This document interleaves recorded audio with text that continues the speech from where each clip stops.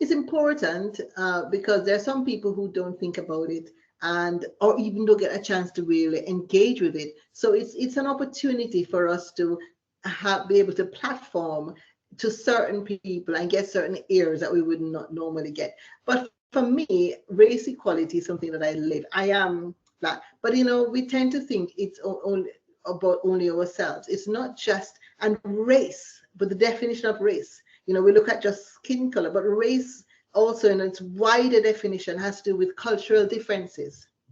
Yes. Yeah. And so when we talk about race equality, it's not just about color, it's about cultures, it's about peoples, it's about, and even within the context of the United Kingdom, you have issues and distinctions. You have the people who are from certain parts of those from the valleys, those from the cities.